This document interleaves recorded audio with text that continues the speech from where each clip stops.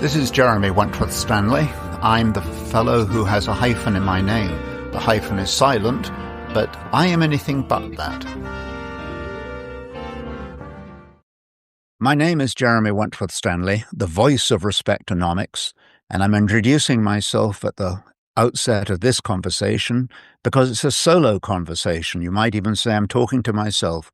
And sadly to say that today, Sarah Benton, my co-host, is unable to be with me. So we have Respectonomics on a solo basis today, and I trust that the message will have the same integrity and the same relevance that it does when Sarah is at the helm as well. The message today from Respectonomics, the message is today navigating life. And we all think about life, I think, and not quite often wake up in the morning thinking, how are we going to navigate? And I want to talk about navigation from 2 points of view, really. And the first one is that the ancient mariner, the lady, I guess fellow really, but the people who were at sea, they had an interesting problem. They knew the latitude they were on. They knew that because they knew whether they were closer to the equator or the North Pole. But what they couldn't figure out was the longitude. And for years and years and years, there was many discussions, many mathematical formulae applied, trying to figure this out.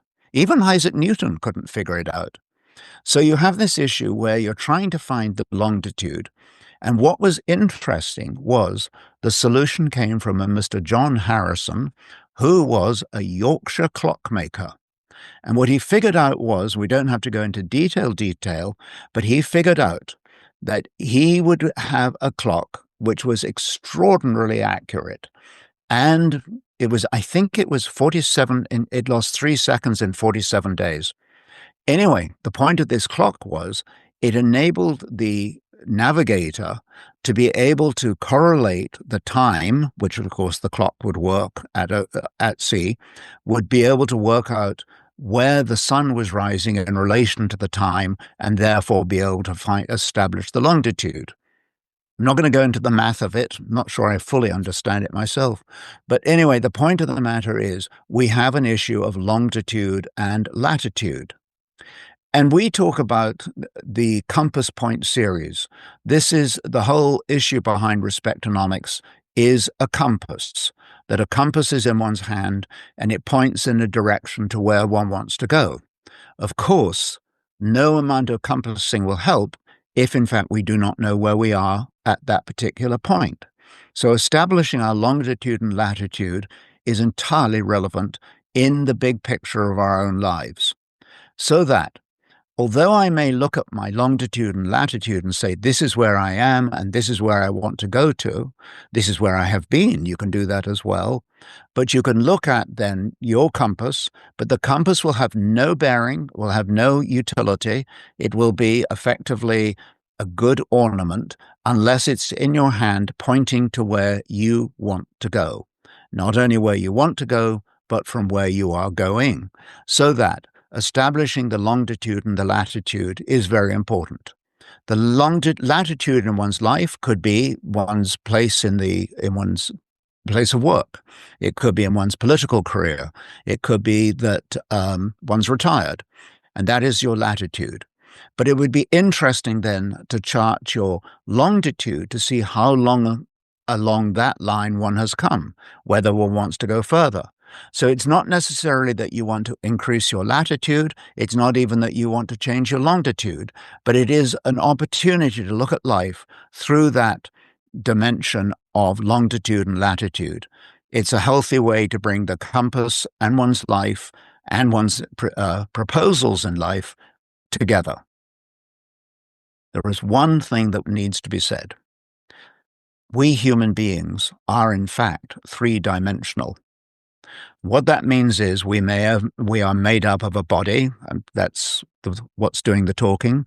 There's the mind that is processing what is talking, and there's the spirit or the soul or the inner being that exists within each and every human being.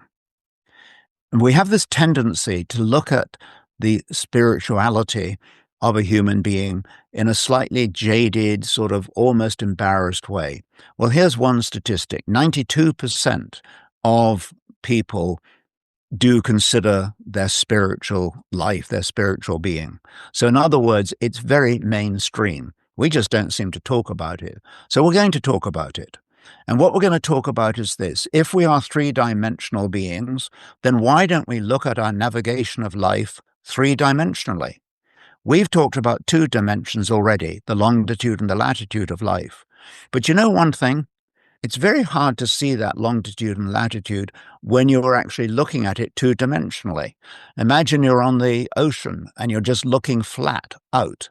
You would say, well, I can figure out my longitude and latitude, and today you've got GPS and other things that will do it for you. But it is, in fact, two-dimensional.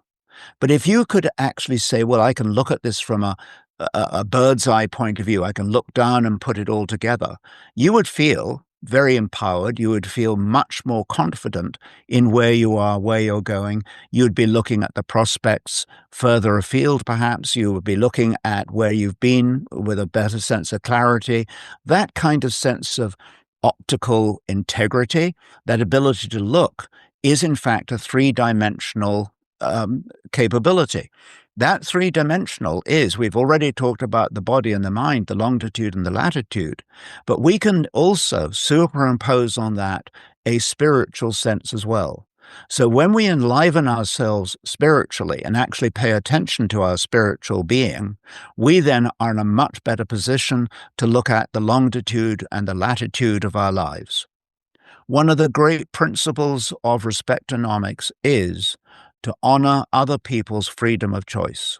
So how, in fact, one chooses one's longitude or latitude is a personal decision. How one chooses one's spiritual direction is also extremely personal. And what we do is to honor those choices. But the choices are yours. There's a choice for longitude, a choice for latitude, and a choice that one might call vertical. And we have those within each of our capabilities. It is, in fact, said another way, the definition of the human being, that I can be a triad of the body and the mind and the spirit, and I can apply all three to the ways in which I navigate my life. And when I have those three tools at my disposal, I then end up with not only a clearer picture, but a more balanced, sustainable, enjoyable experience. So bring on the three, bring on the longitude, the latitude, and the vertical, bring on the body, mind, and the spirit, and let's all navigate our lives into places maybe that we hadn't even thought of before, but is all part of life's adventure.